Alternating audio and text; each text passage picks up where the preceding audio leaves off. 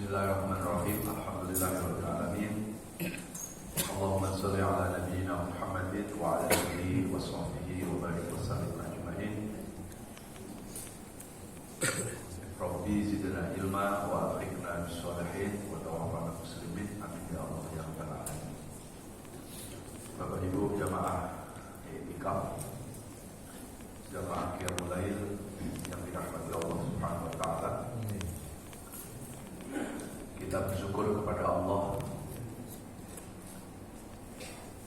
berkat izin dan iradahnya kita diberikan kemudahan oleh Allah untuk bisa i'tikaf di masjid ini. Mudah-mudahan i'tikaf kita, sholat qiyamul lail kita, puasa kita Ramadan semoga diterima oleh Allah Subhanahu wa taala. Amin ya rabbal alamin. Salawat beserta salam sama-sama kita sampaikan kepada panutan abadi kita Rasulullah Muhammad sallallahu alaihi wasallam. Semoga kita termasuk umat yang mencintai Nabi dan mudah-mudahan Nabi mencintai kita. Amin ya rabbal alamin. Bapak Ibu jemaah sekalian, inilah waktu yang terbaik yang disebutkan oleh Rasulullah SAW dalam hadisnya, Innallaha yanzilu ila sama'id dunya fi sulusil akhir minal lail. Sesungguhnya Allah itu turun ke langit dunia setiap sepertiga malam. Yang dimaksud Allah turun ke langit dunia tentunya bukan fisiknya Allah, tetapi yang turun adalah rahmat Allah, yang turun adalah ampunan Allah, yang turun adalah pertolongan dan hidayahnya Allah. Maka inilah waktu yang terbaik buat siapa saja yang selalu berharap untuk mendapat rahmat kasih sayang Allah. Inilah waktu yang terbaik buat siapa saja yang berharap untuk mendapatkan pertolongan Allah. Inilah waktu yang terbaik buat siapa saja yang berharap ampunan dan hidayahnya Allah Subhanahu wa ta'ala. Apalagi ini adalah masuk di 10 hari terakhir di bulan suci Ramadan. Inilah hari-hari di mana Rasulullah SAW lebih mengintensifkan ibadah-ibadah malam. Inilah waktu di mana Rasulullah SAW memperbanyak ibadah-ibadah malam. Tidak seperti kita umatnya, yang kadang umatnya semangat justru di awal-awal Ramadan, tapi menjelang akhir Ramadan justru sudah kendor semangat. Rasulullah SAW justru masuk di 10 hari terakhir, Rasulullah mengintensifkan ibadah. Bahkan disebutkan di dalam hadis yang diriwayatkan oleh Ibunda Aisyah radhiyallahu anha, wa kana Rasulullah sallallahu alaihi wasallam fi ushril akhir min Ramadan ya'ti ilal masjid wa ya'taqifu fihi wa shallal layal wa talal Qur'an hatta yatul al-fajr. Bahkan dalam riwayat lain hatta yahtimah. Ada 5 amalan yang diintensifkan oleh Rasulullah saat memasuki 10 hari yang terakhir. Apa 5 amalan itu? Yang pertama adalah ya'ti ilal masjid. Rasulullah itu sering atau senang berada di dalam masjid. Mudah-mudahan kita melakukan malam ini. Jadi Rasulullah SAW sedang berdiam diri di dalam masjid. Apakah kalau bukan bulan Ramadan, apakah kalau bukan 10 hari terakhir Rasulullah itu enggak berada di masjid? Rasulullah itu disebut ahlul masjid, Pak. Orang yang pecinta masjid. Bahkan detik-detik Rasulullah mau meninggal dunia, tepatnya hari Senin di waktu subuh, Rasulullah itu minta dipapah untuk dibawa ke masjid. Padahal saat itu Rasulullah SAW sudah sakit lumayan berat. Pada hari Senin subuh Rasulullah minta dibawa ke masjid. Dan itu setelah 3 hari Rasulullah sudah sakit. Dipapahlah oleh 2 sahabatnya. Begitu sampai di masjid, semua sahabat berharap biar Rasulullah menjadi imam seperti biasa. Tapi pada saat itu Rasulullah mempersilahkan Sayyidina Abu Bakar, silahkan wahai Abu Bakar, engkau yang menjadi imam. Maka Abu Bakar menangis histeris. Karena Abu Bakar sangat punya kedekatan emosional dengan Rasulullah. Kenapa Rasulullah malah menyuruh aku untuk jadi imam? Yang ada di firasatnya Sayyidina Abu Bakar, jangan-jangan gak lama Rasulullah akan meninggalkanku. Jangan-jangan akulah yang akan memimpin imam setelah Rasulullah tiada. Nangis Abu Bakar. Dan setelah salat subuh, Rasulullah pun gak lama-lama. Rasulullah hanya berpesan kepada para sahabat, usikum wa nafsi taqwa. Wahai sahabat-sahabatku, tancapkan keimanan, kuatkan ketakwaan. Ya. Inilah pesan terakhir Rasulullah. Ya. Kemudian saat itu Rasul pun berpesan, umatku. Lalu kemudian as-sholat, jangan tinggalkan sholat. Anisa, sayangi perempuan, sayangi wanita. Ini terakhir wasiat Rasulullah. Cukup seorang laki-laki dibilang mulia ketika memuliakan wanita, dan cukup laki-laki akan dibilang hina ketika menghinakan wanita. Kenapa itu menjadi wasiat Rasulullah? Karena di wanita itulah ibu kita. Maka ketika kita menyanyiakan wanita, siapapun wanitanya, entah istri kita, maka sesungguhnya kita telah menyia-nyiakan, menghinakan ibu kandung kita sendiri. Khairukum li ahlikum wa ana khairul liman. Inilah wasiat terakhir Rasulullah SAW. Dan setelah itu Rasulullah minta dibawa pulang ke rumah. Maka tidak lama saat itulah Rasulullah menghembuskan nafas terakhir. Bapak Ibu, kalau kita melihat sejarah dari awal kehidupan Rasulullah sampai akhir Rasulullah tidak pernah lepas dari masjid. Sudah sakit parah saja, Rasul tetap dibawa ke masjid. Ya. Maka dalam hadis Rasulullah SAW bersabda, "Fa idza ra'aitum ar-rajula ila al-masajid fastashidu bil iman." Kalau ada orang yang senang memakmurkan masjid, yang senang mondar-mandir ke masjid, kata Nabi, saksikan bahwa orang itu adalah orang yang beriman kepada Allah.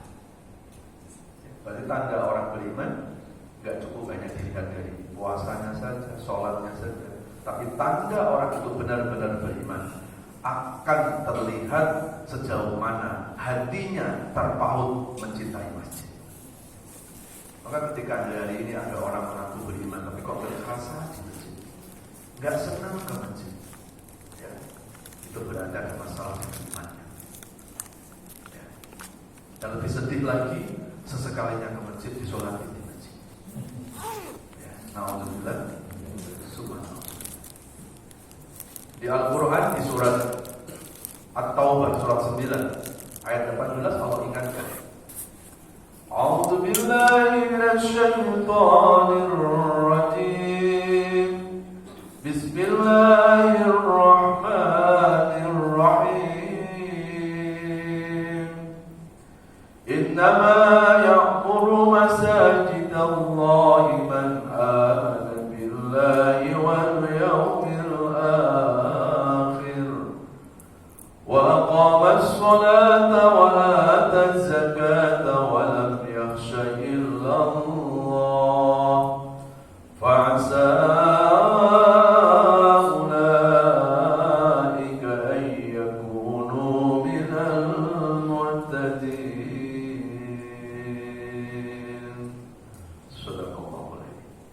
At-Taubah ayat 18. Sesungguhnya orang-orang yang memakmurkan masjid itulah orang yang beriman kepada Allah, beriman kepada hari akhir. Mereka mendirikan sholat, melaksanakan zakat, dan hanya takut kepada Allah. Maka orang yang memakmurkan masjid itulah orang-orang yang mendapatkan hidayah. Setiap kali kita minta sama Allah, ya Allah berikan hidayah, kita minta hidayah tapi hidup kita jauh dari masjid. Dan hidayah itu ada di masjid. Maka orang yang selalu hatinya mencintai masjid, orang itu akan selalu dalam naungan hidayah Allah Subhanahu wa ta'ala. Ya. Maka beruntung kalau Bapak Ibu menjadi pengurus-pengurus masjid. Ini yang kita urus gak main-main. Ini yang kita urus bukan istana. Yang kita urus bukan hanya rumah siapa. Yang kita urus adalah rumah Allah.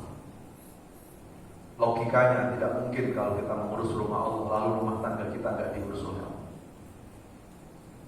Gak mungkin kalau rumah Allah kita urus lalu hidup kita ditelantarkan oleh Allah. Asal ikhlas kita mengurus masjid. Ya. Jangankan mengurus masjid, jangankan yang menjadi pengurus masjid, Pak. Bapak Ibu mungkin pernah dengar satu kisah seorang ibu yang bernama Umi Mahjan. Umi Mahjan ini seorang sahabiah. Ya. Yang pekerjaannya Umi Mahjan ini tukang sapu masjid, Pak. Kalau sekarang ini apa? Marbot. Rasulullah beberapa hari tidak melihat Umi Mahjan di masjid. Maka kemudian Rasul bertanya kepada para sahabat, wahai sahabatku, kemana Umi Mahjan? Aku sudah lama tidak lihat dia. Lalu kemudian sahabat menjawab, ya Rasulullah, Umi Mahjan sudah meninggal dunia, ya Rasulullah. Maka kemudian Rasulullah SAW meneteskan air mata dan langsung berubah wajah Rasulullah SAW. Tanda Rasulullah marah, tanda Rasulullah tidak suka dengan sahabat ini. Kenapa kalian baru kasih kabar sekarang kalau Umi Mahjan itu sudah meninggal dunia? Apa gara-gara Umi Mahjan itu bukan seorang pejabat, bukan orang kaya? Apakah Umi Mahjan itu karena seorang marbot kamu anggap sepele sehingga ketika dia meninggal dunia engkau gak kabarkan aku? Maka langsung Rasulullah minta sahabat, tolong antarkan aku ke kuburannya Umi Mahjan. Dan di atas kuburan itu Rasulullah melaksanakan sholat jenazah. Satu-satunya manusia dalam sejarah hidupnya Rasulullah yang disolatkan jenazah di atas kuburannya adalah Umi Mahjan. Ada apa dengan Umi Mahjan? Karena dalam hatinya memuliakan masjid. Hanya tukang sapu. Gimana kalau kita yang menjadi pengurus masjid? Ya. Bersyukur, Pak. Yang ngurusi kegiatannya, yang ngurusi program-programnya. Karena dia bangun masjid. Ya. Bukankah kita rindu suatu saat Rasul tersenyum dengan kita? Bukankah kita juga merindukan suatu saat Rasulullah akan mengucapkan terima kasih kepada kita? Karena kita termasuk orang yang ahlul masjid, orang-orang pecinta masjid. Ya. Ini kebiasaan Rasulullah. Di 10 hari terakhir Rasulullah mengintensifkan berada di dalam masjid. Yang pertama ya. Lalu yang kedua, wa ya'takifu fi. Rasulullah tidak hanya mau di masjid, tapi Rasulullah niatkan i'tikaf di masjid. Ya, kalau i'tikaf dari perspektif ilmu fikih, maknanya sederhana. Yang penting punya wudu, dalam keadaan suci, kita berada di masjid, lamanya baca subhanallah, walhamdulillah, Allahu akbar, itu enggak sampai 1 menit itu. Dalam keadaan suci, berwudu di dalam masjid, kita langsung i'tikaf, sudah jadi i'tikaf. Nawaitu an a'takifa fi hadzal masjid sunnatan lillahi ta'ala. Asal kita niat i'tikaf karena Allah. Batal wudu kita berarti selesai i'tikaf kita. Ya, maka usahakan kalau kita batal ambil air wudu lalu i'tikaf. Itu kalau dalam perspektif ilmu fikih. Tapi kalau Ibnul Arabi ini lebih dalam lagi memandang i'tikaf. Dalam kitab Fathul Fatawanya, Ibnul Arabi memandang i'tikaf bukan sekedar hanya berdiam di masjid, Tetapi itikaf adalah sebuah muhasabah, sebuah perenungan diri. Siapa sih diri ini? Ya. Tujuan apa kita diciptakan di dunia ini? Lalu setelah hidup ini kita mau kemana? Ada perenungan. Maka itikaf menurut Ibnu Arabi itu adalah miniatur kematian. Latihan kita untuk mati. Apa hubungannya itikaf dengan kematian? Kematian meninggalkan rumah, itikaf pun meninggalkan rumah. Kalau itikaf satu malam meninggalkan rumah kita nggak sanggup, lalu bagaimana suatu saat kita meninggalkan rumah untuk selama-lamanya?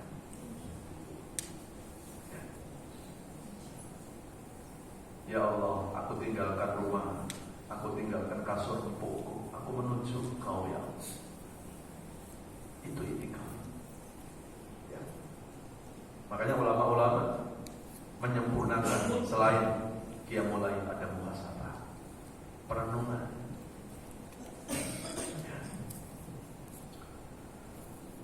Lalu yang ketiga, Rasulullah SAW melakukan wasolal layal, memperbanyak sholat.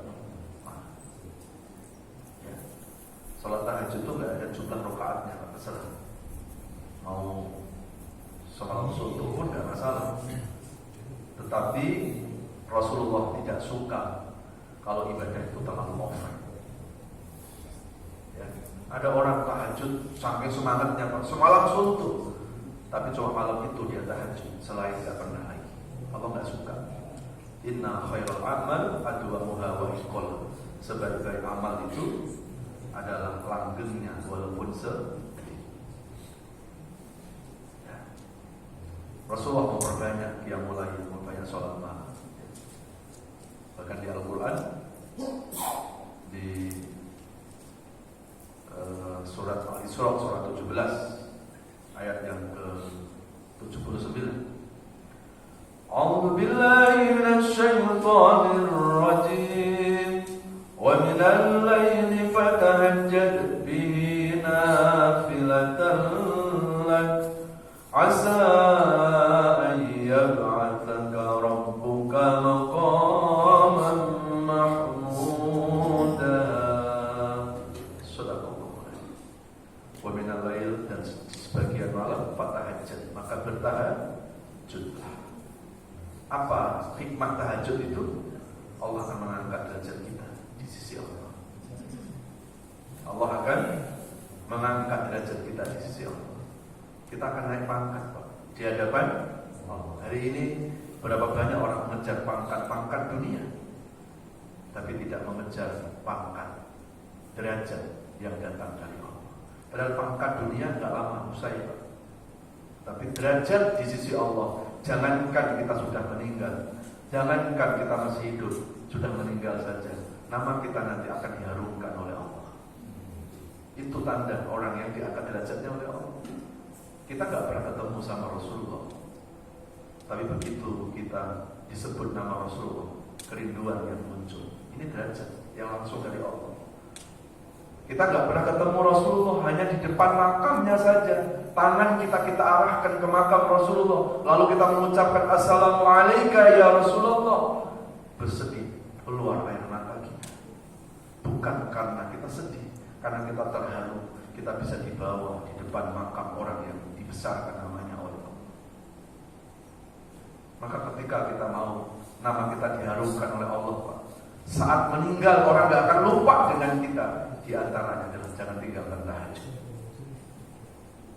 Rasulullah adalah orang yang selalu istiqomah dalam tahajud. Bahkan diriwayatkan dalam sebuah hadis, telapak kakinya sampai membengkak, jidatnya sampai kepala.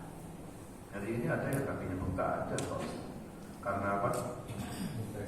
Asam urat. Kemudian Ibunda Aisyah pun bertanya, ya Rasulullah, kalau pakai bahasa kita gini, Pak, ngapain sih sampai ibadah sehebat itu ya Rasul? Kan kau sudah pasti masuk surga, kan kau sudah pasti diampuni dosa-dosa oleh Allah.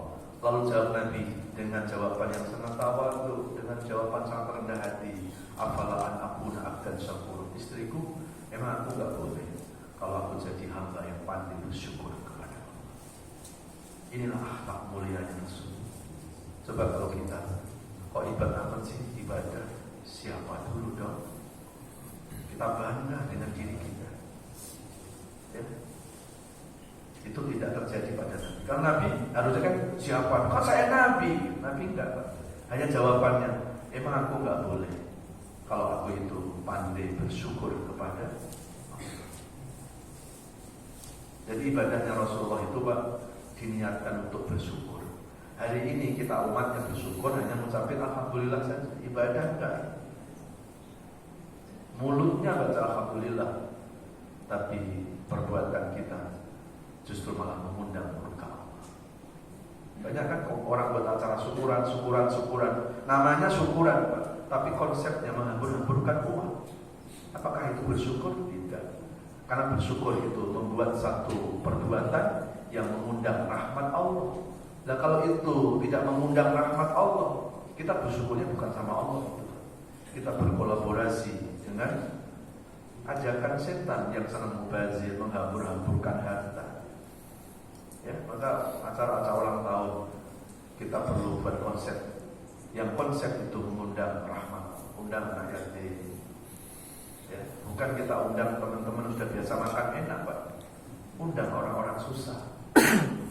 Karena senyumnya mereka sudah doa buat kita. Ya, daripada apa? Menghambur-hamburkan harta. Ya.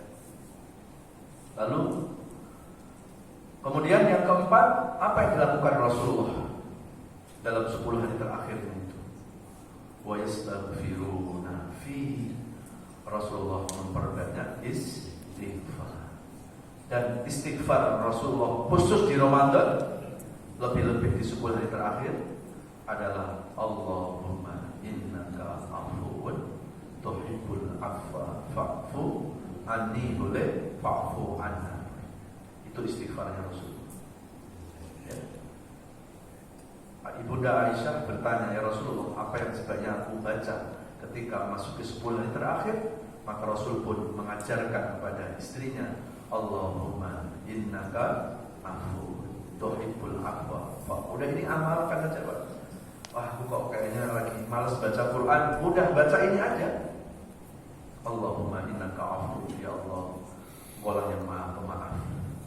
Tuhibbul afwa, yang mencintai sifat-sifat pemaaf. Fa'fu anni, maka maafkan aku. Coba kita renungi ayat ini, Pak. Ini dibaca oleh Nabi. Kalau dibaca sama kita, wajar, Pak. Kita banyak dosa, maka kita minta maaf. Tapi kalau yang baca Nabi,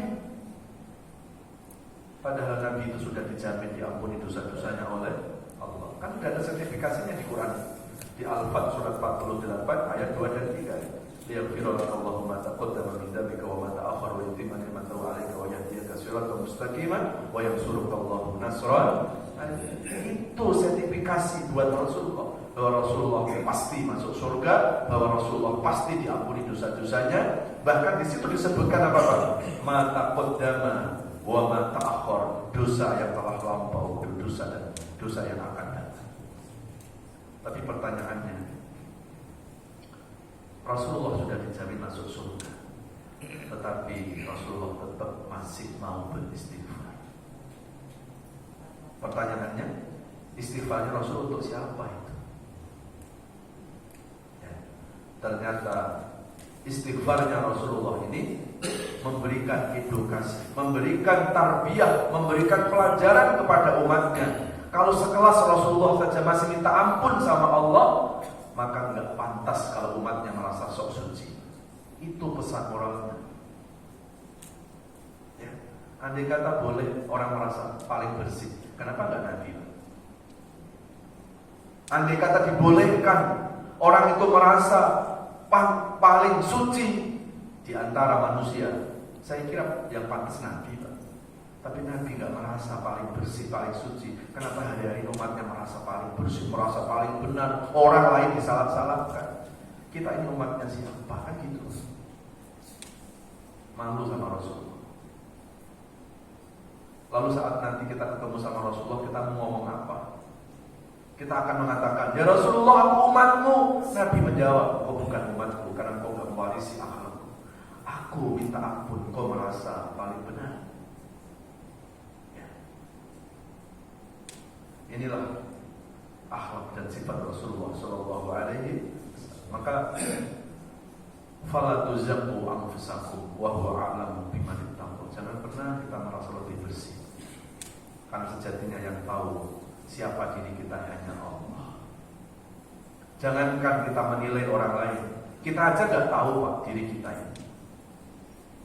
Ya, kalau saya ditanya sama jamaah, Pak Ustadz orang baik enggak? Terus saya bilang, iya lah saya orang baik. Kan saya Ustadz, sombong saya Pak. Dari mana saya tahu orang baik? Ya, kalau kita mau jujur, kita semuanya ini Pak baru ngaku-ngaku jadi orang baik di hadapan Allah.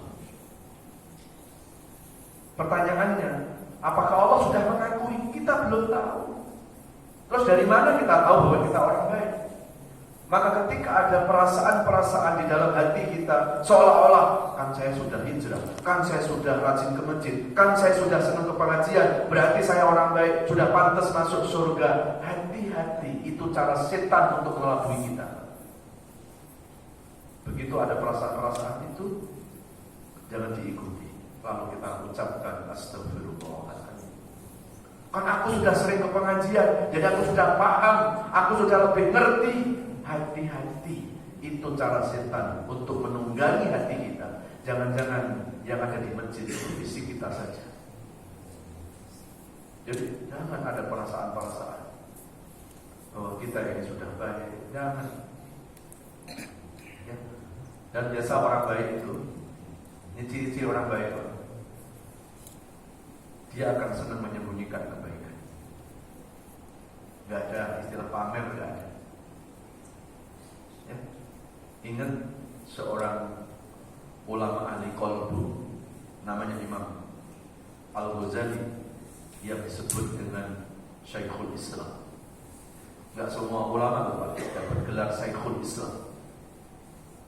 Yang dapat gelar itu adalah Imam Al-Ghazali. Di saat-saat beliau itu lagi namanya booming, kalau sekarang viral Pak. Beliau punya murid mufti. Mufti itu bukan ustaz. Mufti itu seorang ulama. Jumlah dari murid beliau itu ada 300 ulama mufti. Kalau satu ulama itu punya murid katakan 1000, sudah berapa? Di saat beliau lagi viral itu, justru beliau tinggalkan keviralan itu. Beliau keluar dari Irak, beliau datang ke sebuah kampung yang paling jauh, dan beliau tinggal di sebuah masjid yang terpencil, supaya tidak ada yang kenal beliau. Ya. Bahkan di sebuah masjid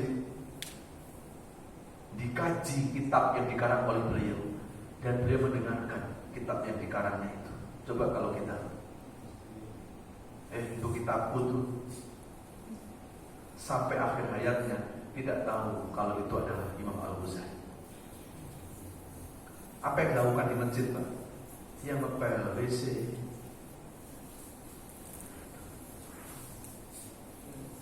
ya, dia jauh dari apa? Kepopuleran itu. Ya, hari ini orang yang mencari populer, tapi orang-orang yang mulia justru malah kepingin dia tidak mau populer di hadapan manusia, dia hanya kepingin viral di hadapan Allah. Itu sejarah dari Imam Al-Ghazali.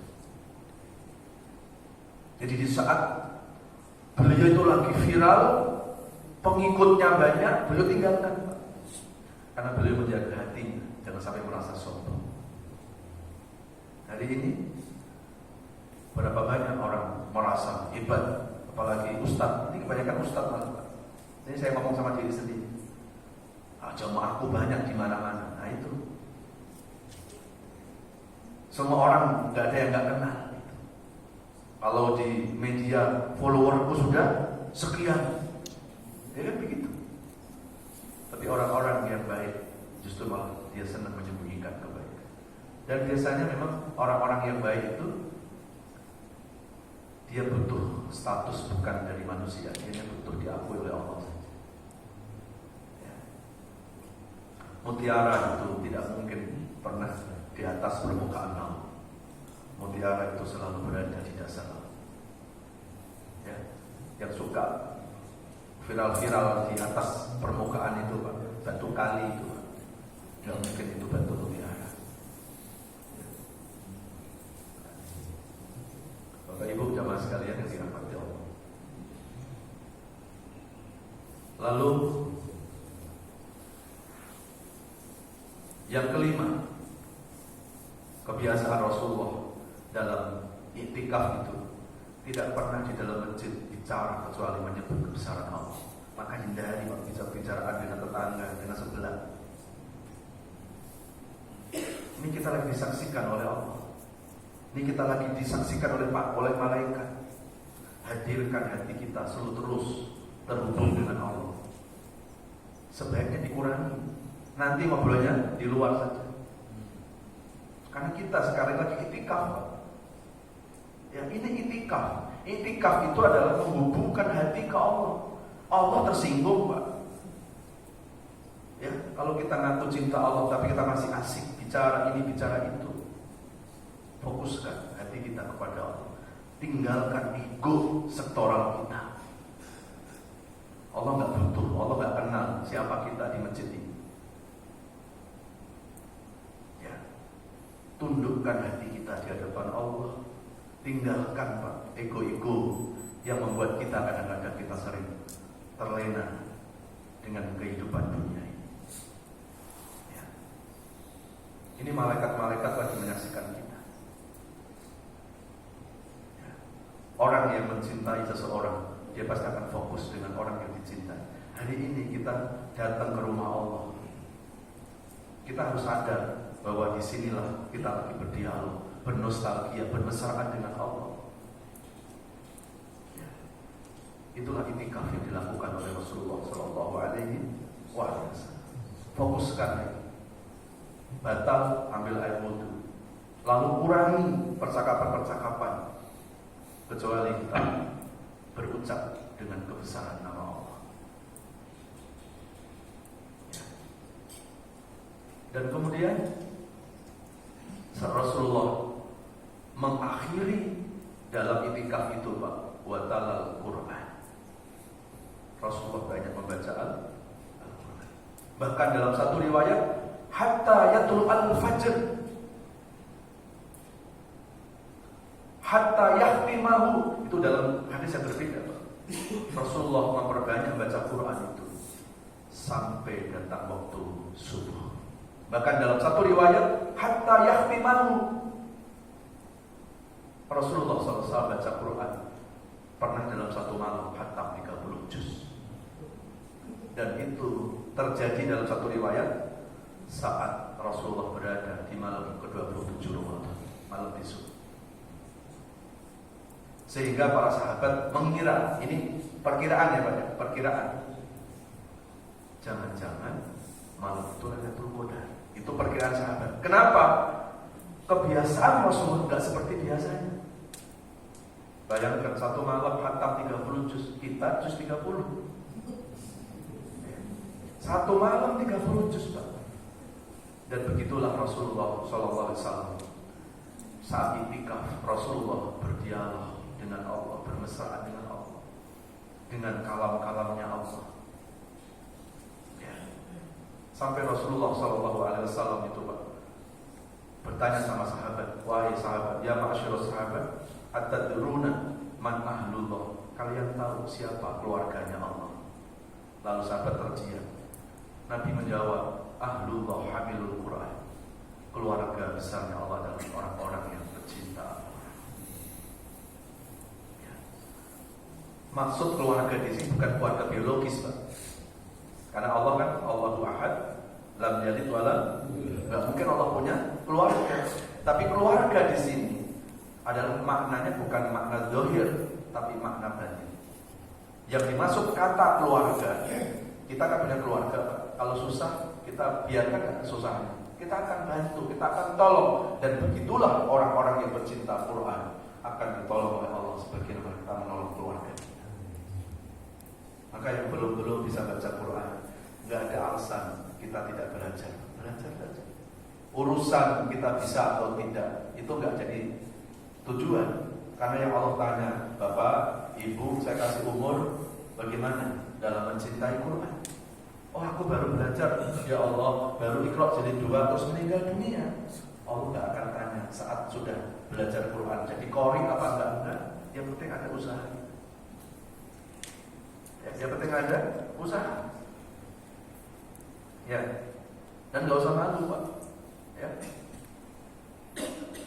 Manusia hanya wajib berusaha dan kita nggak wajib berhasil. Dan logikanya gini, Pak. Logikanya ini, kalau Quran itu bisa dihafal, maksud sih nggak mudah dibaca. Logikanya ini, dihafal aja mudah. Nonton acara televisi Ramadan yang acara Hafidz Quran RCTI di YouTube juga ada itu. Ada anak yang kalau bicara itu susah. Kalau bicara diterjemahkan sama mamanya, sama ibunya. Tapi begitu disuruh baca Quran, Pak, tiba-tiba lancar. Dan dia hafal Quran. Padahal secara fisik, maaf, cacat. Jadi kalau ditanya, siapa kamu? Tapi begitu, coba baca surat Al-Baqarah. Bismillahirrahmanirrahim. Lancar Quran. Siapa nama kamu? Nggak bisa. Kalau bukan mukjizat nggak mungkin. Ya. Jadi inilah keutamaan Al-Quran. Ya. Bahkan sampai Rasulullah mengatakan dalam hadis, jasadani la tufsidul ardh. Ada 2 jasad yang nggak akan dimakan oleh tanah. Satu adalah al-qatilu fil mu'arraqah, orang yang mati dalam berperang di jalan Allah. Yang kedua adalah orang-orang yang penghafal Al-Quran. Ya. Kalau kita berpikir, apa iya orang sudah meninggal masuk masih utuh nggak dimakan sama tanah? Ternyata terbukti apa yang dikatakan Nabi ini nggak mungkin bohong. Bapak Ibu kalau baca sejarah, setelah terjadinya perang Uhud, 200 tahun setelah itu, Madinah itu kena banjir besar. Ada Pak di Google-nya itu. Madinah kena banjir besar, kan posisi Madinah itu kan kanan kiri bukit. Begitu hujan deras, Pak, dia langsung menggenangi makam yang di sebelah Rasulullah, yaitu makam syuhada Uhud itu. Ada ribuan syuhada Uhud yang meninggal dimakamkan di kuburan Baqi. Maka ketika banjir besar, Pak, maka ada mayit yang mengambang. 2 jenazah mengambang dan itu masih utuh. Begitu dicek, 1 jenazah nggak ada tangannya, dan 1 jenazah lagi dadanya robek. Akhirnya kita ingat, nah, ini kan ada sejarah. Saat perang Uhud, ini 200 tahun, Pak, setelah perang Uhud. Di dalam perang Uhud ada paman Nabi yang namanya Hamzah. Itu dibelah dadanya oleh seorang wanita yang namanya Hindun karena suaminya dibunuh oleh Hamzah. Dendam istrinya, begitu Hamzah meninggal, dibelah dadanya, diambil hatinya, lalu dikunyah-kunyah di depan Rasulullah, dilepeh di depan Rasulullah SAW. Tapi Rasul tidak marah dan akhirnya Hindun masuk Islam. Ya, itu. Lalu kemudian si jenazah yang satu lagi tangannya terpotong. Nah, dalam sejarah kita masih ingat ada namanya sahabat Mus'ab bin Umair. Mus'ab bin Umair itu adalah seorang tentara yang ditugaskan Rasul membawa bendera. Ya, jadi yang membawa bendera itu, Pak, itu biasanya orang yang fisiknya kuat. Karena kalau bendera itu roboh, itu perlambang kekuatan umat Islam sudah kurang. Maka yang dipilih untuk membawa bendera itu orang yang fisiknya kuat, dan itulah Mus'ab bin Umair. Dikejar sama musuh, dipotong tangan kanannya. Umair masih bawa bendera dengan tangan kirinya, dikejar musuh lagi, potong lagi, dua-duanya terputus. Kemudian dipegang dengan gigi geramnya yang kuat. Tapi karena sudah terlalu darah mengucur begitu derasnya, akhirnya jatuh dan meninggal Mus'ab bin Umair. Ini peristiwa terjadi 200 tahun sebelum banjir itu. Itu masih utuh.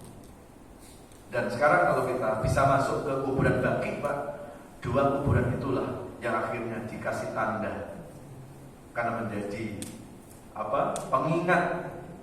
Inilah 2 orang yang sudah meninggal selama 200 tahun, tapi jenazahnya masih utuh. Karena beliau meninggal dalam syahid, meninggal di jalan Allah. Jadi dikatakan Nabi benar berarti. Satu lagi, ini terjadi di negeri kita, Pak. Pernah nonton Kick Andy, Pak? Saya pernah nonton lama itu, waktu ulang tahun setahun terjadinya tsunami di Aceh. Aceh kan kena gempa besar, dan salah satu efek dari gempa itu, maka ada di satu kampung ada kuburan yang terbelah. Kuburan terbelah, Pak. Ternyata itu kuburannya seorang tokoh ulama di kampung itu. Maka orang-orang kampung langsung merapikan lagi, diangkatlah jenazah itu. Apa yang terjadi? Di dalam jenazah, di dalam kuburan itu ternyata ada 2 jenazah. Ya, ada 2 jenazah di kuburan itu, Pak. Dan itu jenazahnya masih utuh. Ya. Dan ada dari keluarga orang yang ada di kuburan itu, dia ingat sekali bahwa kuburan ini adalah makamnya seorang ulama, dan ulama ini adalah penghafal Quran. Dan dia ingat sekali bahwa istrinya ulama ini meninggal waktu pergi haji di Mekah. Tapi pada saat itu, Pak, di dalam kuburan ada 2 jenazah. Ketika dibuka, ternyata itu jenazah suami istri ada di kuburan itu. Dan ternyata 2-duanya adalah orang-orang yang penghafal Quran, masih utuh. Kalau kita pikir pakai logika, nggak nyambung akal kita. Orang istrinya meninggal di Mekah, kenapa ada di satu lubang dengan suami? Inilah cara Allah memuliakan orang-orang yang pecinta Al-Quran. Maka kalau kita bukan penghafal Quran, maka support rumah-rumah tahfidz. Ya, maka kasih bantuan sama orang-orang yang memang fokus dalam urusan-urusan Al-Quran.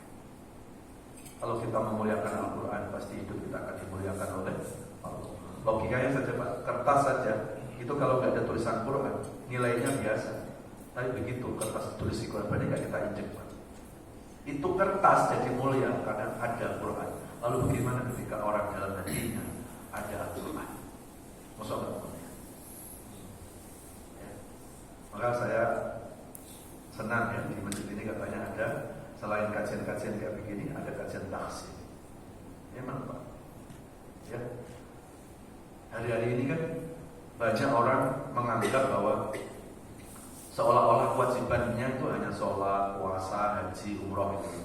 Padahal kita juga punya kewajiban untuk mencintai Al-Quran. Dan mencintai Al-Quran itu, Pak, membaca, mengkaji, mengamalkan, syukur-syukur, tambah satu lagi menghafal. Ya. Di Quran kalau kita buka untuk menutup tausiah saya, coba dilihat surat Toha, surat ke-20 ayat 124 sampai 126. A'udzu billahi minasy syaithanir rajim. Bismillahirrahmanirrahim. Wa man a'rada 'an dzikri fa inna lahu ma'isyatan dhanka wa nahsyuruhu yawmal qiyamati a'ma qala rabbi lima hasyartani a'ma wa qad kuntu basira qala kadzalika ataska ayatuna fanasitaha wa kadzalika al-yawma tunsa wa kadzalika najzi man asrafa wa lam yu'min bi ayati rabbi wa la'adabul akhirati ashaddu wa abqa awalam yahdi lahum kam ahlakna qablahum minal quruni yamshuna fi masakinihim inna fi dhalika laayatin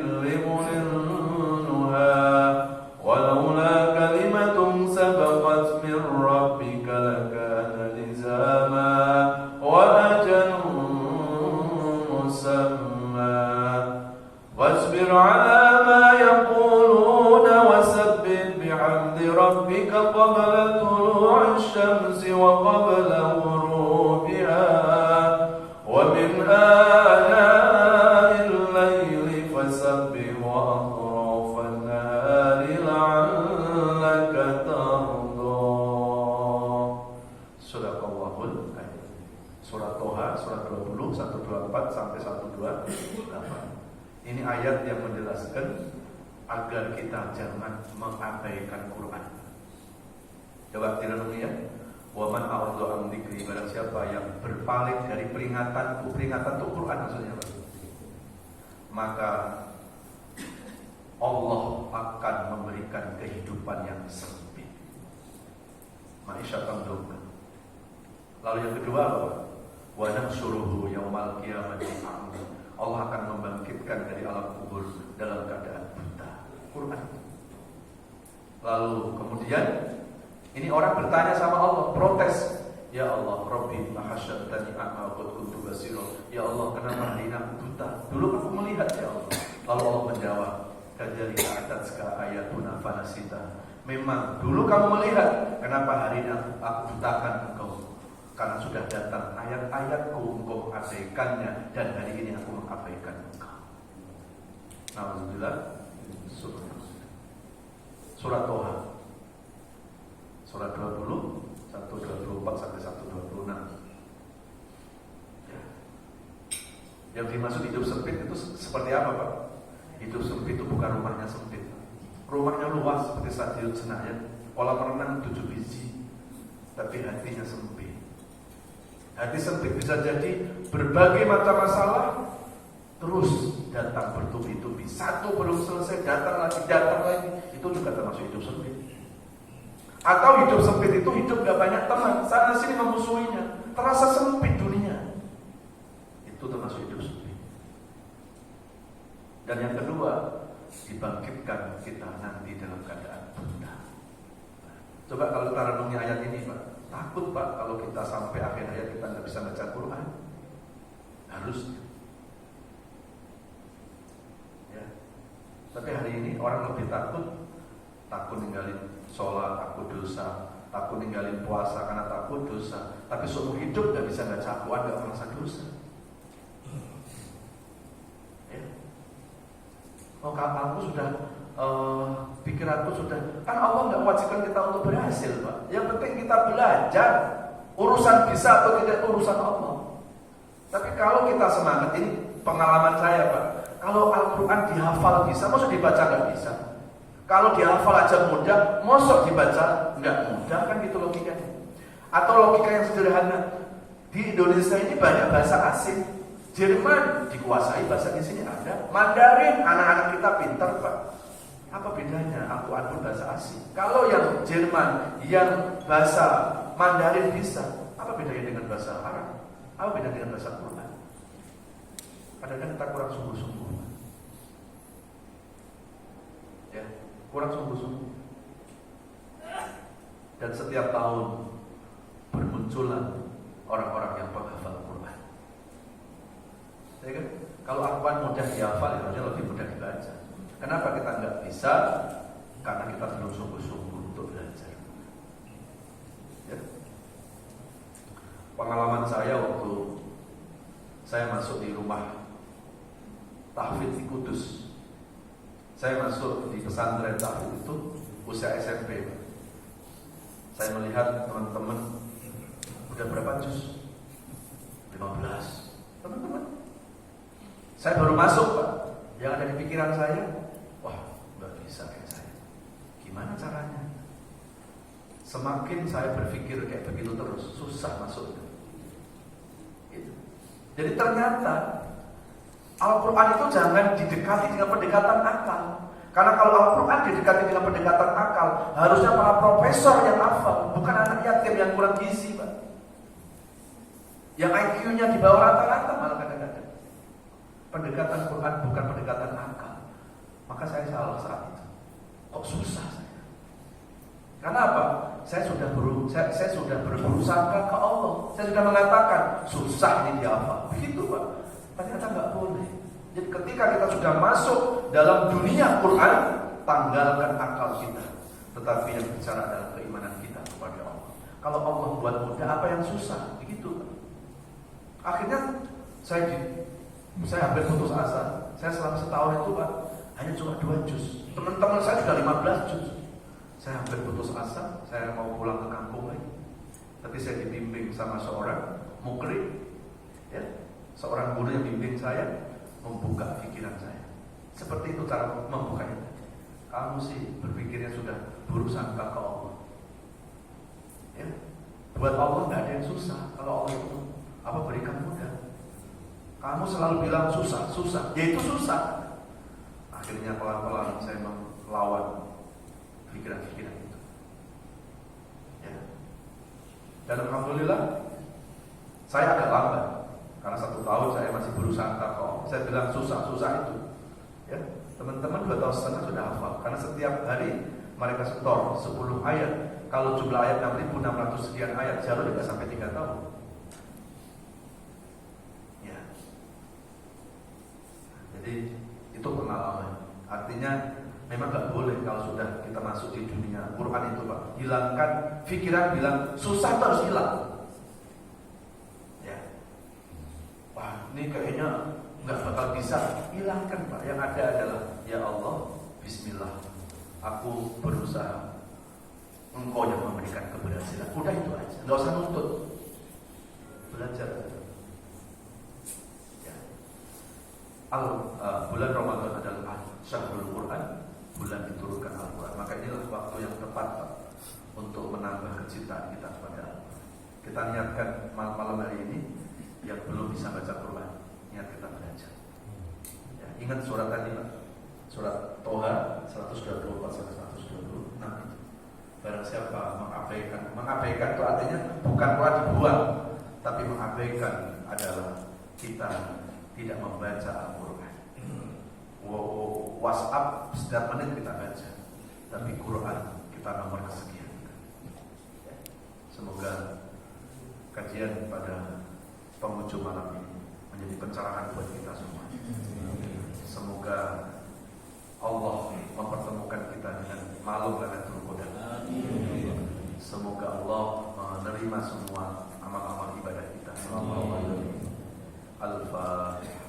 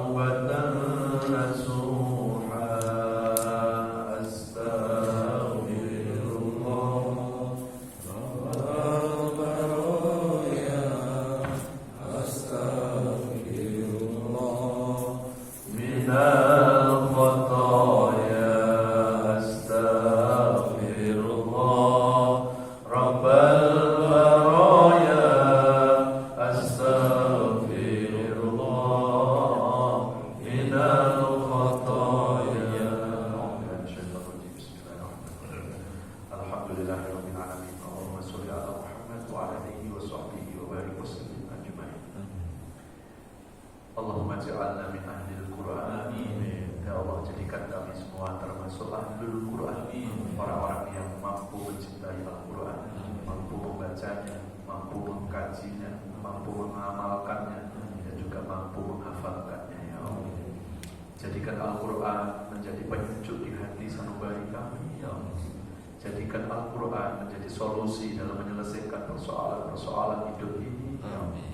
Jadikan Al-Quran meningkatkan kualitas iman dan takwa kami, ya Allah. Jadikan Al-Quran ini menjadi obat buat seluruh penyakit-penyakit kami, baik penyakit fisik maupun penyakit hati yang susah diobati. Jadikan Al-Quran ini menjadi cahaya penerang dalam kegelapan alam kubur kami nanti. Jadikan Al-Quran ini menjadi syafaat pertolonganmu di akhirat nanti, ya Allah. Ya Allah, bila hidup ke depan kami ini masih membawa kebaikan-kebaikan, ya Allah, mohon panjangkan usia kami, ya Allah. Berikan kesehatan jasmani rohani kami, ya Allah. Angkat seluruh penyakit-penyakit kami, ya Allah, baik penyakit fisik maupun penyakit hati yang susah diobati. Berikan keikhlasan dan kesabaran dalam menjalani sisa-sisa hidup ini, ya Allah. Jadikan sisa-sisa hidup kami ini menjadi hidup yang jauh lebih baik, hidup yang mampu memperbaiki diri, ya Allah. Ya Allah, dari mulai hari ini sampai Engkau mencabut nyawa kami, tetapkan iman dan Islam kami, ya Allah, sehingga hanya nama-Mu yang kami sebut ketika kami mengembuskan nafas terakhir kali, ya Allah. Ya Allah, sebelum ajal menjemput kami, izinkan kepada kami untuk bertaubat kepada-Mu, ya Allah. Ajarkan kepada kami makna taubat, ya Allah, agar kami mampu menyadari dosa-dosa kami selama ini, ya Allah. Kami bukan orang yang suci dari dosa, ya Allah. Kami bukan orang yang suci dari kesalahan, ya Allah. Kami menyadari banyak dosa-dosa dari masa lalu hingga saat ini, ya Allah. Ampuni dosa-dosa kami. Jangan Kau balas dosa-dosa kami dengan kemurkaan-Mu, ya Allah. Jangan Kau balas dosa kami dengan musibah-musibah yang selalu menghampiri hidup kami, ya Allah. Sallallahu alaihi Muhammad walhamdulillahirabbil alamin. Demikianlah Bapak Ibu yang bisa disampaikan. Kalau ada